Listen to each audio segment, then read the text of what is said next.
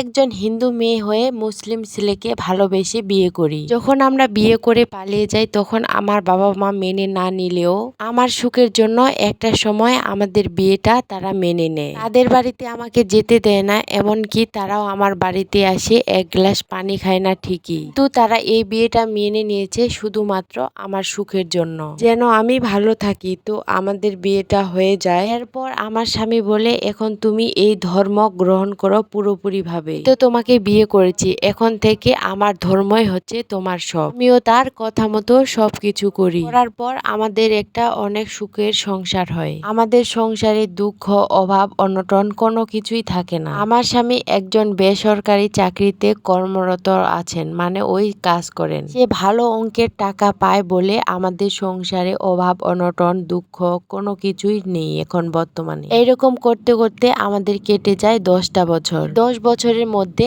আমাদের ঘরে 2টা সন্তান আসে, একটা ছেলে সন্তান আর একটা মেয়ে সন্তান। আমি সন্তানকে নিয়ে এইভাবে আমাদের দিনগুলো ভালোই কাটছিল। এরপর হঠাৎ একদিন আমার স্বামী অফিস থেকে এসে আমাকে বলতেছে, আমি আর তোমার সাথে সংসার করতে পারবো না। এই কথা শোনার পর আমার মনে হয়েছিল আমি আকাশ থেকে মাটিতে পড়ে গেলাম। যার জন্য আমি নিজের ধর্ম ত্যাগ করলাম, বাবা মাকে ছাড়লাম। তার মুখে এসব কথা শোনার পর আমি কিছুক্ষণ থমকে গেছিলাম। আমার মুখ থেকে একটা কথাও বের হয়েছিল না। আমি তো এমন কিছু করিনি যার জন্য সে আমাকে এমন কথা বলতেছে। তখন আমি তাকে জিজ্ঞাসা করলাম, কেন, তোমার কি হয়েছে? আমি কি কোনো দোষ করেছি? তখন সে কোনো কিছু না বলেই সে আমাকে বলতেছে, তোমাকে এখন আর আমার ভালো লাগে না। আমার অফিসের এক কলিগ মেয়ের সাথে আমার 4 বছরের সম্পর্ক, আমি এখন তাকেই বিয়ে করতে চাই, তোমাকে এখন আর আমার লাগবে না। আমি তখন তাকে বললাম, তাহলে আমি আমার 2টা সন্তান নিয়ে এখন কোথায় যাব? বাবার বাড়িতেও তো আর আমি যেতে পারবো না। সে বলল,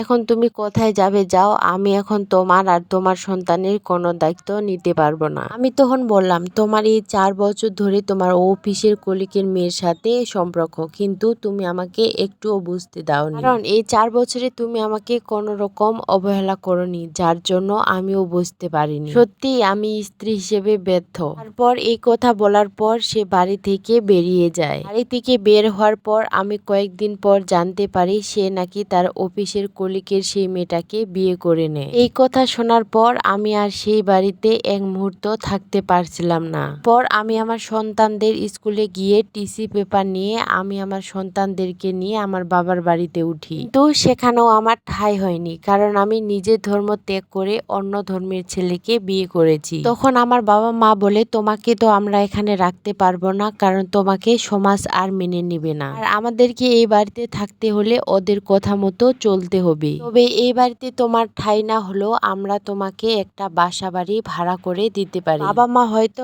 তাই তারা আমাকে ফেলে দিতেও পারতেছে না, আবার নিজের বাড়িতেও রাখতে পারতেছে না। আমাকে তারা একটা বাসা বাড়ি ভাড়া করে নিয়ে দেয় এবং আমার খরচাপাতি, আমাদের সন্তানদের খরচাপাতি সব আমার বাবা বহন করে। এরকম করে আমাদের প্রায় 6-7 মাসের মতো কেটে যায়। এভাবে আর কতদিন আমি আমার বাবার উপর ভরসা করে থাকবো? আমি সিদ্ধান্ত নিই আমিও কাজ করব। যে বাসায় ভাড়া থাকতাম তার পাশের এক কোম্পানিতে আমার চাকরি হয়। কাজ যেহেতু ভালো ছিল তাই ভালো অঙ্কের টাকার একটা তারা আমাকে বেতন দেয়। এই টাকা দিয়ে ছেলে মেয়ের পড়াশোনার খরচ, আমার সংসারের খরচ বর্তমানে ভালোই দিন কাটতেছে। এই 4 বছরে আমার স্বামীর একবারও মনে হয়নি যে আমার ছেলে সন্তান কেমন আছে, আমার বউ কোথায় আছে। তাই আমিও তার আর কোনো খবর নেইনি, কারণ একবার যে বেইমানি করে তার দ্বিতীয়বার আর কোনো প্রয়োজন হয় না। সে হয়তোবা দ্বিতীয়বার ফিরে আসে কোনো প্রয়োজনে, হয়তোবা নিজের স্বার্থের জন্য।